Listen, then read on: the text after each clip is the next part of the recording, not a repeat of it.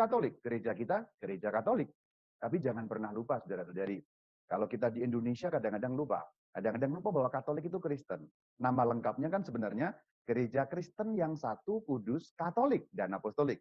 Disingkat Gereja Katolik. Jadi, jangan pernah lupa, kita adalah orang Kristen. Kristen yang Katolik. Maka kita akan lihat seperti apa gereja Katolik dari asal mulanya. Ayat yang menjadi landasan adalah Matius 16 ayat 18. Ini menjadi landasan yang sangat kuat, ayat yang dapat kita temukan dalam Alkitab, di mana Yesus Kristus diceritakan akan mendirikan gerejanya. Kalau kita baca dalam terjemahan bahasa Indonesia, terjemahan TB, bunyinya begini. Aku pun berkata kepadamu, akunya Yesus, munya Petrus. Engkau adalah Petrus. Dan di atas batu karang ini aku akan mendirikan jemaatku. Perhatikan yang saya cetak dengan warna kuning. Terjemahan bahasa Indonesia itu mengatakan jemaat. Tetapi terjemahan ini tidak terlalu akurat. Kita bisa membuka terjemahan yang lain. Yaitu terjemahan bahasa Indonesia dalam versi BIMK. BIMK itu apa? Bahasa Indonesia Masa Kini atau BIS. Terjemahan ini sedikit lebih akurat. Kita lihat. Engkau adalah Petrus, batu yang kuat. Dan di atas alas batu inilah aku akan membangun, baca sama-sama, membangun apa? Gerejaku. Jadi terjemahan yang ini lebih akurat. Terjemahan yang benar jemaatku atau gerejaku, Romo? Ayo kita lihat terjemahan yang lain supaya kita bisa bandingkan. Saya bukakan terjemahan bahasa Inggris. Dan saya buka terjemahan bahasa Inggris bukan terjemahan yang versi Katolik. Karena kalau diterjemahkan atau saya buka terjemahan versi yang Katolik, nanti orang masih bisa bilang, itu kan terjemahan Katolik, itu dikarang-karang tuh terjemahannya. Saya sengaja kutip terjemahan Alkitab dalam bahasa Inggris yang bukan terjemahan gereja Katolik. KJV itu bukan terjemahan Katolik. King James Version, yaitu bukan terjemahan Katolik ya. Lihat terjemahannya. Lihat terjemahannya yang saya beri warna kuning. Ya. I will build my church. Dan perhatikan, yang ditulis di sana itu dalam bentuk tunggal, satu, yaitu church. Church itu satu. Kalau churches itu berarti banyak. Berarti dikatakan dalam ayat Injil Matius 16-18, itu disebut my church. Gerejaku, yang artinya satu gereja. Berarti gereja yang didirikan oleh Sang Kristus itu tidak ada banyak. Hanya ada satu gereja di atas muka bumi ini yang langsung didirikan oleh Sang Kristus. Ini bahasa Inggrisnya. Sekarang saya kutipkan bahasa Latinnya, Nova Vulgata, Alkitab resmi dalam bahasa Latin untuk gereja Katolik. Et ego dico tibi, ya ego, aku dico berkata tibi kepadamu, tu es Petrus. Ya. Tu kamu adalah Petrus. Kamu itu Petrus, kamu adalah Petrus. Et super hang Petram, super di atas, hang ini Petram batu karang. Di atas batu karang ini, edificabo, akan mendirikan, jadi itu futurum, future ya, will. I will mendirikan ecclesia meam. Nah, terjemahan dalam bahasa Latin yang disebut dalam terjemahan Nova Vulgata, ecclesia itu artinya gereja, itu juga satu. Ecclesia meam itu gerejaku, my church, jelas. Itu kan Latin. Mungkin ada yang menyangka, itu kan Latin Alkitabnya orang Katolik. Oke, kalau sekarang saya kutipkan Alkitab yang asli dalam bahasa Yunani, silakan dibaca. Bagian yang warna kuning itu ya, bagian yang warna kuning, silakan dilihat bagian yang warna kuning. Bagian yang saya beri warna kuning itu berbunyi mo tin ecclesian. Jadi itu mo tin ecclesian. Mo itu my, tin itu kata sambungnya, ecclesian itu satu ecclesia gereja, my church. Jadi sebenarnya di dalam Injil Matius 16 ayat 18 sudah sangat jelas, Sang Kristus punya rencana mendirikan gereja. Satu gereja. Ini terjadi kira-kira 2 tahun sebelum Pentakosta. Kira-kira 2 tahun. Maka dikatakan I will ya, I will. Aku akan. Aku akan. Dalam bahasa Indonesia juga aku akan. Berarti belum terjadi. Waktu Sang Kristus berbicara, gerejanya belum ada. Lalu kapan terjadi gerejanya itu? Setelah Sang Kristus naik ke surga, saudara-saudari. Sebelum naik ke surga kan memberi amanat ini. Karena itu pergilah, jadikanlah semua bangsa muridku, baptislah mereka dalam nama Bapa dan Putra dan Roh Kudus, dan seterusnya. Nah, setelah memberi amanat seperti ini, Sang Kristus naik ke surga. Beberapa hari kemudian, Roh Kudus turun. Kisah Rasul 2 ayat 1. Setelah 40 hari menampakkan diri, kemudian novena 9 hari, Roh Kudus turun. Nah, Pada hari Pentakosta, semua orang percaya berkumpul dan seterusnya, ayat 4. Maka penuhlah mereka dengan Roh Kudus. Janji atau nubuat mengenai gereja tadi terpenuhi. Tadi kan dikatakan I will, aku akan. Inilah terjadinya gereja pada hari Pentakosta. Petrus bangkit dalam Kisah Rasul 2 ayat 14. Kemudian Petrus berkhotbah, berhomili bersama dengan 11 rasul yang lain. Hasilnya apa? Hasilnya adalah terbentuk gereja Katolik. Kisah Rasul 2 ayat 41, ketika dikatakan orang-orang yang menerima perkataannya itu dibaptis. Dan pada hari itu juga jumlah mereka bertambah kira-kira 3.000 jiwa. Inilah terbentuknya gereja Katolik persis seperti yang dijanjikan dalam Injil Matius tadi. Jadi inilah pembentukan gereja Katolik. Ketika sebelumnya dikatakan aku akan, dan ini sekarang sudah terjadi. Dan gereja memang sejak awal sudah Katolik. Gereja sudah Katolik, meskipun istilahnya belum, pada waktu itu nama Katolik belum ada, nama sebagai nama belum, karena baru perkembangan selanjutnya. Nama Kristen pun juga belum ada. Nama Kristen itu perkembangan selanjutnya. Tetapi gereja sudah jelas sudah Katolik dari awal. Anda bisa buka KGK 763 sampai 766 untuk mengecek perkataan saya benar atau tidak. Nah, Katolik, kalau ada yang tanya, Katolik itu artinya apa sih, Romo? Kristen artinya apa? Kristen artinya Kristianos, pengikut Kristus. Katolik artinya apa? Katholos, ya, katholis, katholon, mencakup semuanya, merangkul semuanya, lengkap, sepenuh-penuhnya. Nah, itu Katolik. Dan gereja itu memang sudah Katolik sejak pada hari terbentuknya. Kita lihat dalam Kisah Rasul, ada buktinya dalam Kisah Rasul. Kisah Rasul 2 ayat 9, 10 dan 11.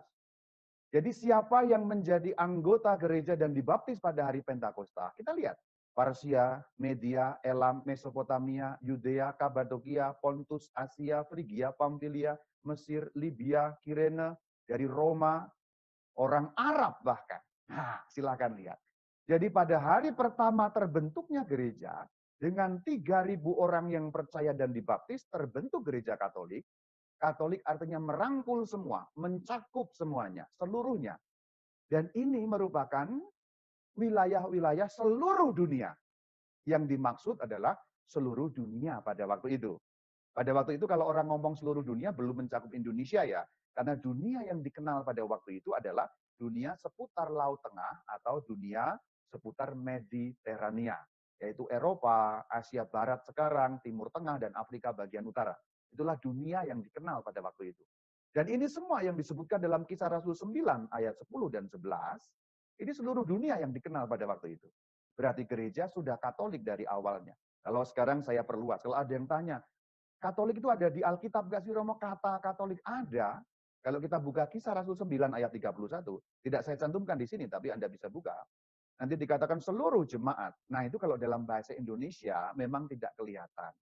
Kalau di dalam bahasa asli Yunani akan kelihatan katholon, katholos, ya, katholon, katholos, katholos, Katolik. Nah itulah akar kata dari kata Katolik yang kita pakai sekarang. Sudah ada Kisah Rasul 9:31.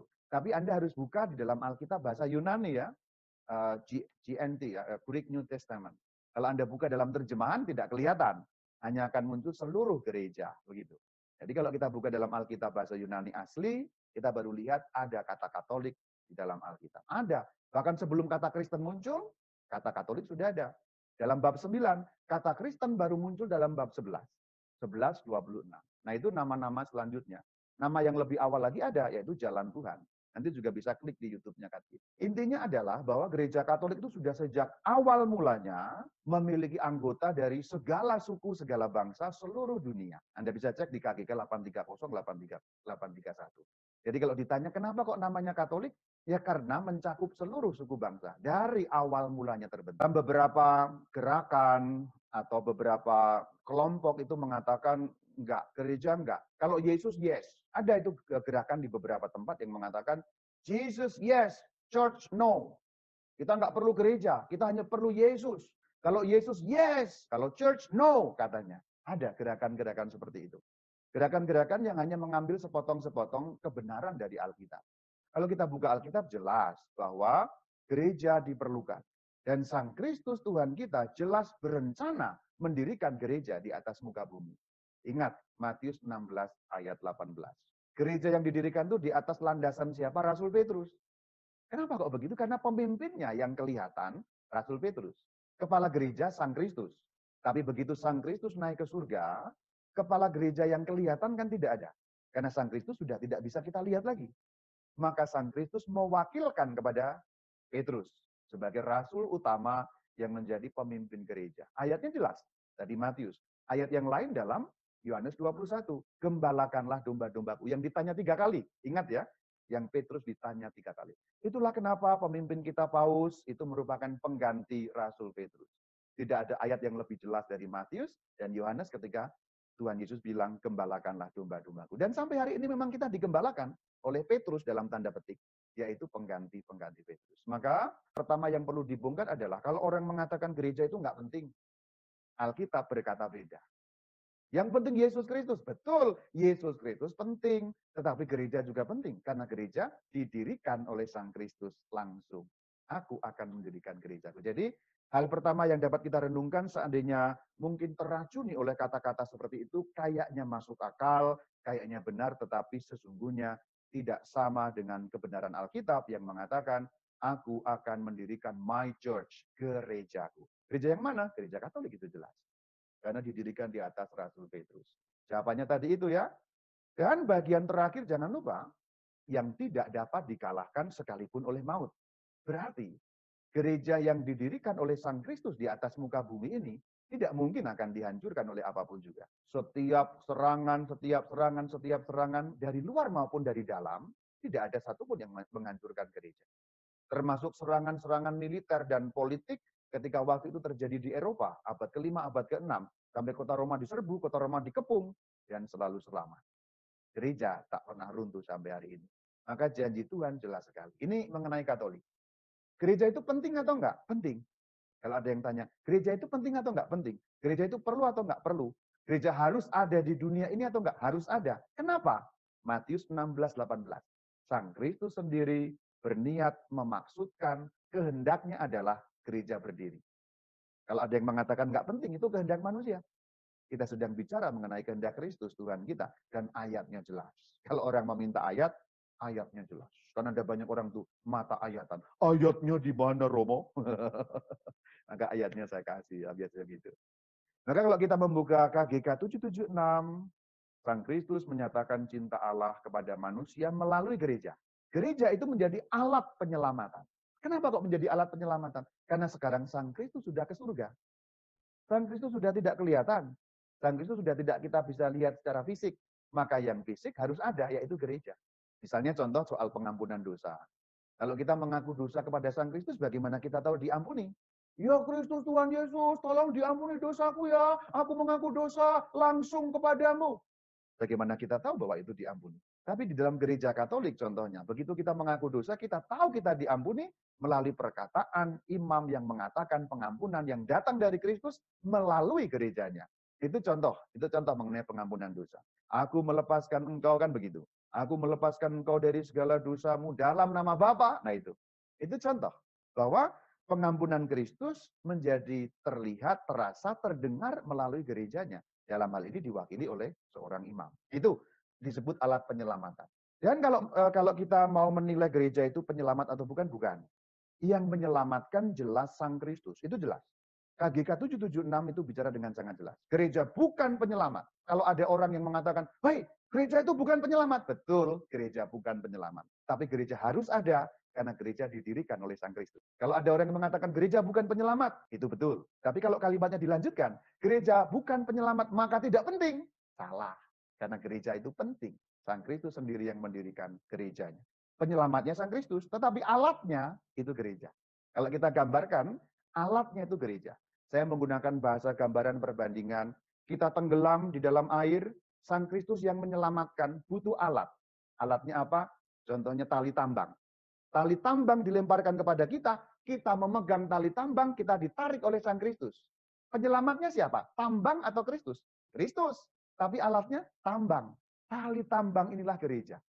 Berarti kalau tidak ada tali tambang, kita selamat atau tidak? Ada Kristus, ada kita mau tenggelam, tidak ada tali tambang. Tidak selamat. Meskipun penyelamatnya ada, karena alatnya tidak ada. Seperti itulah gambaran gereja kalau kita mau memudahkan menggambarkan. Penyelamatnya memang Kristus, tapi butuh tambang untuk menarik kita. Tambangnya itu gereja. Gereja alat penyelamatan yang digunakan oleh Sang Kristus setelah beliau naik ke surga. Kalau dulu beliau masih ada di muka bumi, tidak perlu alat. Karena beliau berkeliling kemana-mana memberikan keselamatan, mengampuni dosa kemana-mana. Tapi begitu naik ke surga, dipasrahkan kepada para rasul, kepada wakil-wakilnya dalam tanda petik. Dan itu dilanjutkan terus dalam diri para uskup. Nah ini mengenai gereja. Maka betapa pentingnya gereja itu. Sampai-sampai gereja Katolik memiliki ajaran di luar gereja tidak ada keselamatan. Yang dimaksud di sini gereja Katolik tentu saja. Karena hanya gereja Katolik yang didirikan oleh Sang Kristus. Yang lain bagaimana Romo? Yang lain mohon maaf, didirikan oleh orang, didirikan oleh manusia, berbagai macam zaman punya orang-orang seperti itu, tetapi gereja Katolik tidak pernah didirikan oleh manusia. Anda boleh cek, ini kenyataan sejarah. Jadi orang mau bilang apa? Kenyataan sejarah tidak bisa bohong dan dapat dirujuk historisitasnya. Itulah keunggulan gereja Katolik. Memiliki historisitas yang jelas. Jadi orang mau bilang apa? Jelas, gereja Katolik tidak pernah didirikan oleh satu orang atau sekelompok orang, tapi oleh Sang Kristus Tuhan kita langsung setelah bersabda, aku akan mendirikan gerejaku, hari Pentakosta berdiri. Setelah kita tahu betapa pentingnya gereja itu, sampai-sampai gereja Katolik memiliki ajaran, di luar gereja tidak ada keselamatan. Ajaran ini masih berlaku sampai hari ini. Saya mendekat ke kamera. Ajaran extra ecclesia nulla salus atau di luar gereja tak ada keselamatan tetap berlaku sampai detik ini. Gereja Katolik masih mengajarkannya sampai detik ini dan tidak pernah dihapus satu kalimat pun. Mungkin ada yang protes, lu kok arogan sekali gereja mengatakan di luar gereja tidak ada keselamatan. Apakah ini berarti setiap orang tidak Katolik tidak selamat? Bukan begitu artinya. Yuk kita dalami. Jadi kalau ada yang kemudian mengklaim itu salah, itu sudah dihapus, gereja arogan, tidak ada seperti itu. Nanti dulu, dengarkan penjelasannya dulu. Karena kalimat yang satu potong ini membutuhkan penjelasan yang tidak sederhana. Jadi jangan dipahami kalimatnya, di luar gereja nggak ada keselamatan, berarti yang lain nggak selamat. Idiom selalu membutuhkan penjelasan. Kalau dirumuskan secara positif, ajaran mengenai extra ecclesia nulla salus mengatakan bahwa seluruh keselamatan datang dari Kristus sebagai kepala melalui gereja yang adalah tubuhnya. Jadi di sini ada kalimat yang perlu dipahami. Jadi jangan dipahami di luar gereja tidak ada keselamatan, kemudian semua non-Katolik pasti masuk neraka. Keliru kalau pemahamannya seperti itu. Pemahaman yang benar adalah pemahaman menurut KGK 846. Jadi kalau gereja mengatakan di luar gereja tak ada keselamatan, artinya adalah seluruh keselamatan datang dari Kristus melalui gereja. Maka kalau mau diuraikan, artinya di luar gereja tak ada keselamatan itu artinya apa? Seluruh keselamatan datang dari Kristus melalui gereja. Atau dalam bahasa lain, kalau orang mau masuk surga, itu hanya diterima dari Kristus, diterimanya melalui gereja. Kalau mau pakai bahasa masuk surga. Semua orang yang masuk surga hanya menerima surga dari tangan Kristus melalui gereja. Ada 3 unsur. Pertama, keselamatan. Nomor 2, sumbernya. Nomor 3, lewatnya mana. Keselamatan itu jelas. Bahasa gampangnya masuk surga tadi. Sumbernya dari mana? Dari Kristus. Lewatnya, lewat gereja. Itulah artinya extra ecclesia nulla salus. Jadi ada poin. Poin pertama, keselamatan datang dari Sang Kristus. Dari 3 poin, saya bahas poin pertama. Keselamatan itu hanya dari Sang Kristus. Berarti tidak ada juru selamat lain. Kenapa kok tidak ada juru selamat lain? Yang membuka surga adalah Sang Kristus. Penebusan Sang Kristus, kebangkitan, dan sebelumnya wafat, dan kenaikannya ke surga, membuat surga terbuka. Bahasa gampangnya, kalau Yesus Kristus tidak menebus dosa manusia, ini bahasa Jepangnya, tidak ada satupun manusia, seberapapun dia baik dan berbuat baik seumur hidup, memiliki hak masuk surga. Jadi artinya kalau Kristus tidak menebus dosa manusia, manusia siapapun dia tidak punya kemungkinan masuk surga. Sebab surga tertutup bagi manusia. Karena Sang Kristus membuka, maka manusia punya kemungkinan masuk surga. Juru selamat satu-satunya adalah Sang Kristus. Makanya dikatakan ini, Yohanes 14 ayat 6. Akulah jalan dan kebenaran dan hidup. Tidak ada seorang pun yang datang kepada Bapa kalau tidak melalui aku. Artinya, jalan keselamatan hanya Sang Kristus. Juru selamat satu-satunya hanya Sang Kristus. Dikatakan juga Matius 28:18, kepadaku telah diberikan segala kuasa. Di mana? Di surga dan di bumi. Berarti yang berkuasa atas surga, Sang Kristus. Berarti yang berhak memberikan surga, Sang Kristus. Juru selamat satu-satunya, Sang Kristus. Jadi Kristus itu kepala, gereja itu tubuhnya. Maka gereja harus ada sebagai tubuh Kristus. Gambaran pertama tadi kan alat penyelamatan. Gambaran kedua, tubuh. Saya menggunakan bahasa gampang. Kalau ada kepala tanpa ada tubuh, apakah orang bisa berbuat sesuatu? Ini bahasa gampangnya. Kepala berpikir mau menyelamatkan, tapi tidak ada tangan. Tidak ada badan, tidak ada kaki untuk melangkah, tidak ada tubuh yang untuk berbuat sesuatu. Maka tidak mungkin terjadi keselamatan. Keselamatannya ada, dipikirkan, direncanakan. Tapi tubuhnya tidak ada. Ini gambaran sekali lagi. Jadi gereja itu tubuh Kristus dan kesatuan tubuh dan kepala ini penting dipahami. Artinya apa, saudara-saudari? Artinya, kalau kita menerima Sang Kristus berarti juga menerima gerejanya. Kita tidak mungkin hanya menerima kepala tanpa tubuhnya. Jadi kepala itu Yesus Kristus, tubuhnya itu siapa? Atau apa? Gereja. Gereja yang mana? Jawabannya jelas, gereja Katolik. Jadi menerima Sang Kristus berarti harus menerima gereja Katolik. Karena menerima kepala tidak mungkin kalau tidak terima tubuh. Anda kalau menikah dengan seorang wanita kan, masa hanya menikahi kepalanya? Atau Anda yang wanita kalau menikah dengan seorang pria, mau emangnya hanya menikahi kepalanya, kepala doang? Gitu nggak pakai badan. Nggak bisa. Tubuh dan kepala sebagai Kristus dan gereja itu yang penting sekali. Efesus 1 ayat 10, Kristus sebagai kepala. Jelas ya. Efesus 4 ayat 15, seluruh tubuhnya. Seluruh tubuhnya itu siapa? Jelas sekali, Kolose 1 ayat 18. Tubuh yaitu jemaat. Nah, yang diterjemahkan jemaat sekali lagi itu misleading. Itu akurasinya kurang. Maka saya kutipkan lagi dalam bahasa Inggris, Kolose 1:18. Saya kutipkan yang terjemahan bukan Katolik. Ya, dikatakan the head of the body, the church. Nah, the church itu jelas, tertentu yaitu church, Catholic Church. Nah, itu yang dimaksud. Terjemahan bahasa Indonesia mengaburkan sedikit karena terjemahannya jemaat. Jadi kesatuan tubuh dan kepala ini, jadi semua ayat kalau bicara mengenai tubuh kepala, itu sedang bicara mengenai apa sih? Yesus Kristus dan gereja Katolik. Itu yang dimaksud. Kalau bicara tubuh kepala dalam seluruh ayat. Dan itu tidak mungkin dipisahkan. Poin ketiga, keselamatan datang dari Sang Kristus itu disampaikan melalui gereja. Karena gereja adalah tubuh Kristus. Kalau pakai bahasa gambaran, kepala memikirkan, merencanakan, tangan dan kakinya ini kan gereja. Yang melaksanakan gereja. Makanya keselamatan melalui gereja. Jadi bukan langsung kepada umat manusia. Sang Kristus memang membuat seperti itu. Contoh dalam pengampunan dosa saja. Ini saya kembali contoh pengampunan dosa. Terimalah Roh Kudus dalam Injil Yohanes. Kalau engkau mengampuni dosa orang, dosanya diampuni. Kalau engkau nyatakan dosa orang tetap ada, dosanya tetap ada. Atau dalam Injil Matius, lanjutannya tadi. Matius 19:20. Itu dikatakan, apa yang kau ikat, ya, apa yang kau ikat di dunia ini, terikat di surga. Apa yang kau lepaskan di dunia ini, terlepas di surga. Itu bicara mengenai pengampunan. Dipercayakan kepada siapa? Kepada Rasul Petrus dan rasul-rasul yang lain. Dalam hal ini gereja Katolik. Jadi kalau ada orang yang mengatakan, yang mengampuni dosa kan Allah. Betul, tapi diwakilkan melalui gereja. Dan itu ayat-ayatnya jelas sekali. Bagaimana mungkin pengakuan dosa langsung bisa dijelaskan dengan ayat itu? Kalau apa yang kau ikat di dunia ini terikat di surga, yang kau lepaskan di dunia ini terlepas di surga. Berarti para rasul, soko guru gereja, tiang pancang gereja memiliki kuasa pengampunan. Injil Yohanes bagaimana dijelaskan? Yohanes 20. Dikatakan terimalah Roh Kudus. Kalau engkau mengampuni dosa orang, dosanya diampuni. Kalau engkau nyatakan dosa orang tetap ada, tetap ada.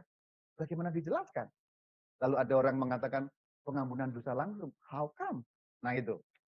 Inilah kebenaran iman dalam gereja Katolik. Maka gereja Kristus, yaitu gereja Katolik, perlu untuk keselamatan. Karena melalui gereja itulah keselamatan diberikan. Melalui gereja. Jadi bukan bersumber dari gereja. Sumbernya dari Kristus melalui gereja. Sekali lagi, extra ecclesia nulla salus artinya 3 frase ini. Sudah dibatalkan? Belum. Apa artinya? Seluruh keselamatan datang dari Kristus melalui gereja. 846. Sekarang ini bicara yang nggak selamat dulu. Dikatakan maka dari itu andai kata ada orang yang benar-benar tahu bahwa gereja Katolik itu didirikan oleh Allah melalui Yesus Kristus. Perhatikan, gereja Katolik didirikan oleh Allah melalui Yesus Kristus. Sebagai upaya yang perlu, namun tidak mau masuk ke dalamnya atau tetap tinggal di dalamnya, ia tidak dapat selamat. Atau ia tidak dapat diselamatkan. Jadi ini sekarang bicara dulu yang nggak selamat dulu, baru nanti yang selamat. Atau bahasa gampangnya, dalam bahasa sehari-hari, ia tidak dapat masuk surga. Jadi kalau ada orang yang tahu, mengerti, paham, gereja Katolik itu sarana keselamatan, dan nggak mau masuk, berarti nggak mau dibaptis dalam gereja Katolik, atau nggak mau tetap di dalam, berarti sudah dibaptis keluar, konversi atau murtad dalam bahasa Indonesia, nggak mau masuk atau nggak mau tetap ada di dalam, ia tidak mungkin masuk surga. Jadi gereja Katolik pertama bicara mengenai siapa yang nggak selamat. Ada dua jenis manusia yang tidak dapat selamat. Yang tidak dapat selamat adalah orang yang benar-benar tahu, berarti paham, mengerti, bahwa gereja Katolik itu sarana untuk keselamatan. Satu, tidak mau masuk. Jadi orang sudah tahu, orang sudah paham, tapi tetap menolak. Saya nggak mau masuk gereja Katolik. Bullshit gereja Katolik. Maka orang yang tahu ini, Tuhan katakan, melalui gerejanya, orang itu nggak mungkin masuk surga. Tidak dapat diselamatkan atau bahasa gampangnya tidak masuk surga. Nomor dua, tidak tinggal tetap di dalamnya. Maksudnya apa? Sudah Katolik. Kalau yang pertama tadi, kategori pertama belum Katolik, tapi tidak mau menjadi Katolik. Tidak mau masuk gereja Kristus, gereja Katolik. Yang nomor dua, sudah Katolik. Sudah Katolik tetapi tidak tinggal di dalamnya. Berarti murtad atau meninggalkan iman Katolik. Pindah agama dalam bahasa gampang. Ya, dalam bahasa gampang kan orang kan senang bahasa yang lugas ya. Pindah agama. Tidak lagi menjadi seorang Katolik itu yang dimaksudkan. Nah, kalau kemudian itu terjadi, orang tidak mau tetap tinggal di dalam gereja Katolik, kalau orang benar-benar tahu bahwa gereja Katolik sarana keselamatan, orang itu nggak mungkin masuk surga. Orang yang mau masuk kan harus dibaptis. Jadi masuk gereja Katolik artinya menerima baptisan. Kenapa kok menerima baptisan itu masuk gereja Katolik? Tadi itu, Matius 28. Baptislah mereka dalam nama Bapa dan berarti baptisan itu penting. Karena baptisan itu merupakan pintu masuk gereja. Pintu masuk dalam gereja Kristus. Berarti kalau orang mau selamat, harus dibaptis. Itu bahasa gampangnya. Tidak sesimpel itu, tetapi itu saya menggunakan bahasa gampang. Nomor dua, setia dalam baptisan. Berarti ini ngomong tentang kita. Hati-hati saudara-saudari, kalau kita tidak setia dalam baptisan kita, maka kita pun juga bisa terancam tidak selamat. Loh, katanya pasti selamat atau mau? Iya, yang setia. Kalau tidak setia, ya tidak selamat tentu saja. Persoalannya ada di sini. Andai kata ada orang yang benar-benar tahu, ini sulit diartikan. Atau boleh dikatakan, hanya Allah sendiri yang tahu mengenai ini. Karena kita manusia tidak bisa menilai seberapa tahu orang itu, seberapa paham bahwa gereja Katolik didirikan untuk keselamatan, penyaluran keselamatan. Ini artinya apa? Ini sulit diartikan secara manusiawi, terus terang. Sekarang kita lihat, menurut KGK 837, kalau pertanyaannya adalah, apakah seorang Katolik pasti selamat? Kepastiannya jelas, sepenuhnya selamat. Hanya masalahnya, keselamatan itu harus dijaga, supaya nanti sampai pada akhir tetap selamat. Jadi sebenarnya keselamatan itu kalau boleh dikatakan, ada 3 tahap sebenarnya. Sekarang sudah diselamatkan, dalam perjalanan terjaga keselamatannya, di akhir zaman tetap selamat. Saya pakai bahasa gampang sekarang. Saya pakai bahasa gambaran supaya Anda tidak makin pusing mengenai tema ini. Orang Katolik pasti selamat. Orang Katolik pasti masuk surga. Namun orang Katolik kan masih ada perjalanan di dunia ini sampai nanti akhir zaman. Nah, selama perjalanan di dunia ini sampai nanti akhir zaman, kita harus menjaga keselamatan itu. Supaya nanti pada akhir zaman, atau pada hari kematian kita, atau lebih jauhnya akhir zaman, kita dijumpai setia. Kalau kita setia pada baptisan itu, maka kita sudah diselamatkan, terjaga keselamatan kita, dan tetap kekal keselamatan kita. Kita harus begitu. Sudah selamat, terjaga selamat, kekal selamat. Sebab dalam perjalanan itu ada orang yang sudah selamat, artinya seorang Katolik, kemudian tidak menjaga keselamatan itu dalam perjalanan. Maksudnya apa tidak menjaga keselamatan itu? Berdosa, terutama dosa mortal. Tidak setia pada baptisannya, tidak setia pada janji baptisnya, tidak setia pada firman Kristus. Gambaran yang memudahkan, Masuk surga itu bukan hasil perbuatan kita, saudara-saudari. Jadi, jangan mengira bahwa surga itu hasil dari kita berbuat baik. Tidak ada nilainya perbuatan baik. Dalam hal, ingat ya, dalam hal mendapatkan surga. Jadi perbuatan baik tidak punya nilai apapun dalam hal mendapatkan surga. Lalu nilai perbuatan baik itu di mana, Romo? Nilai perbuatan baik adalah pada menjaga tetap ada surga itu. Bahasa gampang. Kalau kita dibaptis sebagai orang Katolik, kita itu dapat tiket. Ini gampangnya tiket nih. Pokoknya yang saya pegang ini pura-puranya tiket. Begitu kita dibaptis, percaya kepada Sang Kristus, dapat tiket. Pesannya adalah, tiket ini harus dijaga baik-baik ya. Nggak boleh terlipat, nggak boleh sobek, nggak boleh kotor, nggak boleh basah, mulus ya, apalagi sampai hilang. Perbuatan baik itu mana? Kita menjaga tiket ini sebenarnya. Kalau penebusan Sang Kristus mana? Tiketnya. Tiketnya. Tiket masuk surganya ini. Ini penebusan Sang Kristus. Tiket ini diberikan gratis oleh Sang Kristus. Kita tidak perlu membeli apa-apa untuk mendapat tiket ini. Kita hanya perlu menjaga tiket ini tetap ada sampai pada akhir. Gambaran, kita menjaga tiket ini tetap ada adalah perbuatan baik. Tapi untuk mendapat tiket ini, bukan karena hasil jasa kita. Itu maksudnya. Ada ayat-ayatnya, Romo ada. Siapa percaya dan dibaptis akan diselamatkan. Markus 16 ayat 16. Tapi kemudian dikatakan juga percaya itu maksudnya apa? Maksudnya bertobat. Kisah Rasul 2 ayat 38. Bertobatlah dan memberi diri dibaptis. Jadi pembaptisan itu mengandaikan pertobatan. Jadi kalau pembaptisan tanpa pertobatan itu pembaptisan palsu. Baptisnya valid dan sah, tapi tidak membawa efek keselamatan. Jadi pembaptisan itu satu paket dengan pertobatan. Dalam bahasa yang gampang, kalau orang dibaptis tanpa bertobat, itu sama dengan tidak dibaptis. Bahasa gampangnya. Kalau orang dibaptis dengan pertobatan, itulah yang memang seharusnya begitu. Kisah Rasul 2 ayat 38. Maka Yakobus dalam surat bab kedua ayat 17 mengatakan, jika iman itu tidak disertai perbuatan, maka iman itu hakikatnya mati. Perbuatan nilainya di mana? Menjaga tiket tadi tetap ada. Ini nilai perbuatan. Jadi perbuatan, sekali lagi saya katakan, bukan untuk mendapatkan surga.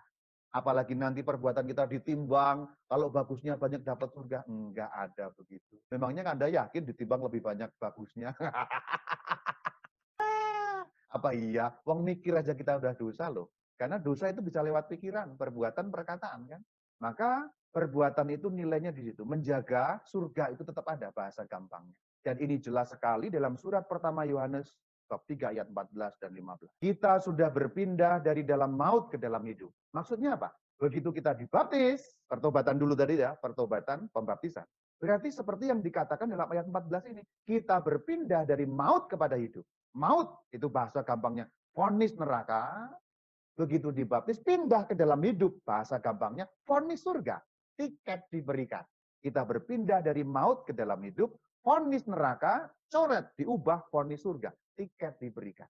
Barang siapa tidak mengasihi, berarti tidak berbuat sesuatu sesuai dengan firman Tuhan, ia tetap di dalam maut. Berarti, kalau kita sudah pindah ke dalam hidup, masuk surga, vonis surga gampangnya, tetapi kita tidak berbuat kasih seperti yang dikehendaki Sang Kristus, balik lagi kepada maut. Balik lagi masuk neraka. Lihat ayat 15. Setiap orang yang membenci saudaranya pembunuh manusia. Dan kamu tahu, tidak ada seorang pembunuh yang tetap memiliki hidup yang kekal. Artinya, kalau di sini kita tidak setia, kita kehilangan hidup kekal itu. Ayatnya jelas. Ada ayatnya, Romo. Banyak orang kan tanya ayat gitu. Ada. 1 Yohanes 3 ayat 15. Pembunuh di situ bukan harafiah ya, tapi di situ adalah kiasan.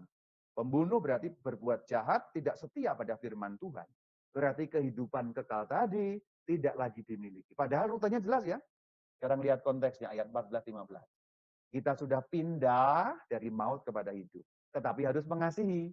Ikut perkataan firman Tuhan. Kalau tidak mengasihi, hidup kekal tadi hilang. Balik vonis neraka. Tiketnya rusak. Nah, berbuat jahat berarti merusak tiket. Itu bahasa gampang. Inilah ajaran Katolik secara keseluruhan. Berarti Katolik mengajarkan sesuatu yang sedikit berbeda dari biasa Anda berpikir. Karena orang Katolik kan kadang-kadang kena masukan-masukan juga dari ajaran asing. Ajaran asing luar-luar itu kan mengajarkan nanti kalau mati ditimbang. Kadang-kadang orang Katolik juga mikir nanti kalau mati ditimbang. Tidak ada timbang-timbangan, saudara. Maka ini gambarnya. Katolik masuk surga selamat, selamat. Tapi harus kau jaga keselamatan itu untuk akhirnya tetap selamat. Jadi keselamatan itu 3 langkah. Sudah selamat, dijaga tetap selamat, dan kekal selamat. Kalau yang nomor 2 tidak dijaga, dengan berbuat jahat, tiketnya hilang, tiketnya rusak, tiketnya hancur, dan berarti keselamatan itu hilang. Maka kembali ke depan judulnya, orang Katolik sudah pasti masuk surga, tapi harus menjaga surganya itu tetap ada. Seperti menjaga tiket tadi tetap ada. Kalau tidak dijaga, kembali kepada kematian. Artinya, vonis neraka. Jadi keselamatan ini sudah dan belum. Ini sekaligus mencoret ajaran denominasi aneh-aneh itu yang mengatakan, sekali selamat, tetap selamat.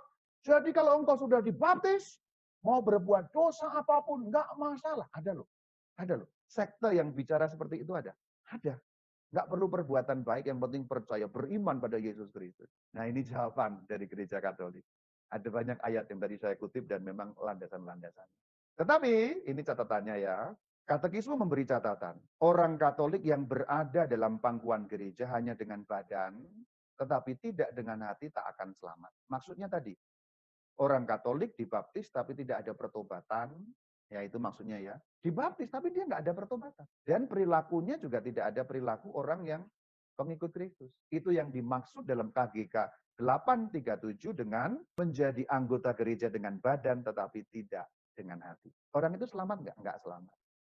KGK 847 juga disebut dalam Lumen Gentium 16. LG itu Lumen Gentium. Sebab mereka yang tanpa bersalah tidak mengenal Injil Kristus dan gerejanya, tetapi dengan hati tulus mencari Allah dan berkat pengaruh rahmat berusaha melaksanakan kehendaknya yang mereka kenal melalui suara hati dengan perbuatan nyata, kalimat terakhir, dapat memperoleh keselamatan.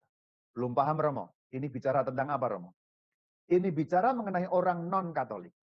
Non-Kristen, non-Katolik. Tadi itu kan untuk Katolik kan sudah jelas. Pasti selamat, hanya perlu menjaga tiket, sudah itu.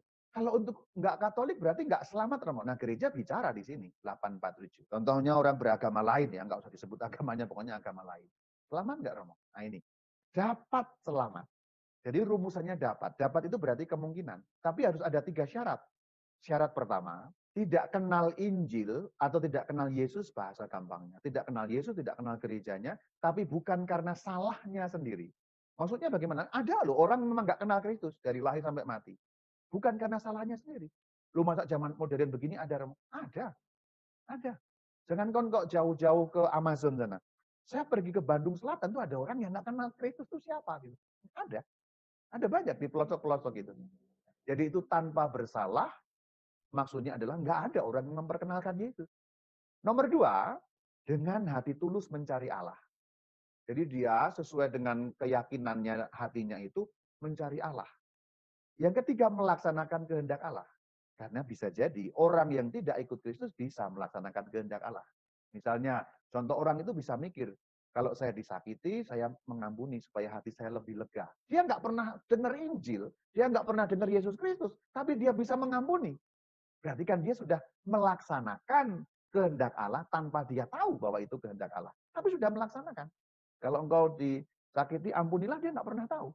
Kata-kata seperti itu. Tapi dia lakukan. Kenapa kok dia bisa melakukan? Karena hatinya tulus. Orang yang hatinya tulus itu dituntun oleh Allah. Agamanya apapun. Meskipun secara harafiah dia tidak kenal. Tanpa bersalah, tidak mengenal Injil. Tadi yang sudah saya jelaskan. Contohnya, di tempat terpencil, tempat terisolasi, sangat mungkin nggak kenal Kristus. Di mana-mana seluruh dunia ini ada lebih banyak orang yang nggak kenal Kristus daripada yang sudah kenal. Itu serius, saudara-saudari. Itulah kenapa perlunya misi. Misi adalah memperkenalkan Sang Kristus di dunia yang mayoritas belum kenal Yesus Kristus. Saya katakan mayoritas, kan memang iya. Kalau kita lihat jumlah orang Kristen itu berapa seluruh dunia, itu baru yang Kristen. Berapa seluruh dunia? Enggak banyak. Dalam arti dibandingkan seluruh populasi dunia ini. Gitu loh maksudnya. Itu kan banyak orang Katolik ngomong, ya iya banyak, tapi bandingkan seluruh populasi dunia ini. Tulus mencari Allah, itu yang poin kedua. Lalu kalau orang nggak kenal Injil, bagaimana bisa, Romo? Bisa. Tanda-tanda alam, peristiwa, permenungan kebijaksanaan. Nah, manusia itu kan dianugerahi akal budi, bisa merenungkan kebijaksanaan. Itu orang yang tulus mencari Allah. Dia nggak pernah baca Injil, dia nggak kenal Yesus Kristus, tapi dia tahu membunuh itu salah. Dalam banyak kebudayaan, begitu kan? Orang tahu membunuh itu salah. tanpa perlu kenal Injil, itu yang namanya hati tulus mencari Allah, seperti itu. Hati nuraninya menuntut. Dan yang ketiga, meskipun dia masih samar-samar, dia nggak tahu eksplisitnya apa, tapi dia bisa melakukan. Contoh, orang nggak kenal apapun, dia nggak pernah membunuh. Dia tahu bahwa menyakiti hati orang itu nggak baik, maka dia nggak menyakiti hati orang. Dia nggak pernah baca Injil. Dia nggak pernah baca ayat Alkitab, kasih itu sabar. Ada kan? Tapi orang yang nggak kenal Injil di hutan mana itu bisa sangat sabar.